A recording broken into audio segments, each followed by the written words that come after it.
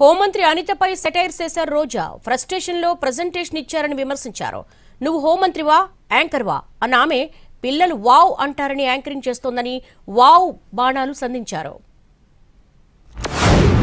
PPP విధానం అంటే private పరం కాదు, ఇది పబ్లిక్ ప్రైవేట్ పార్ట్నర్షిప్తో నడిచేవి. దీనిలో మొత్తం ఆపరేషన్స్ అన్నీ కూడా గవర్నమెంటే చేసుకుంటుంది.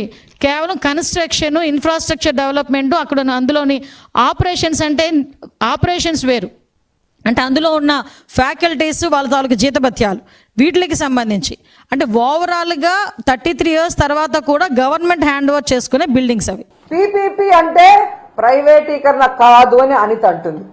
మరి పీపీపీ అంటే ప్రైవేటీకరణ కాకపోతే రౌడీ షీట్లకు ఇచ్చే పెరోలా అని నేను అడుగుతున్నా. ఎందుకంటే పీపీపీ అంటే ప్రైవేటీకరణ అని అందరికీ తెలుసు. మరి ఈ పచ్చ నాయకులకి ఎందుకు తెలియట్లేదో నాకు చెప్పాల్సిన అవసరం ఉంది. హోంమంత్రి అనితపై సెటైర్ చేశారు రోజా. ఫ్రస్ట్రేషన్ లో ప్రెజెంటేషన్ ఇచ్చారని విమర్శించారు. నువ్వు హోంమంత్రివా యాంకర్వా అన్న ఆమె పిల్లలు వావ్ అంటారని యాంకరింగ్ చేస్తోందని వావ్ బాణాలు సంధించారు. పీపీపీ విధానం అంటే ప్రైవేట్ పరం కాదు, ఇది పబ్లిక్ ప్రైవేట్ పార్ట్నర్షిప్తో నడిచేవి. దీనిలో మొత్తం ఆపరేషన్స్ అన్నీ కూడా గవర్నమెంటే చేసుకుంటుంది.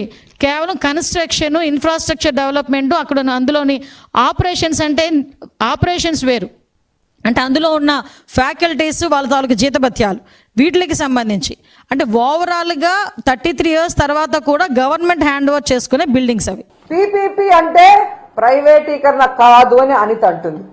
మరి పీపీపీ అంటే ప్రైవేటీకరణ కాకపోతే రౌడీ షీట్లకు ఇచ్చే పెరోలా అని నేను అడుగుతున్నా.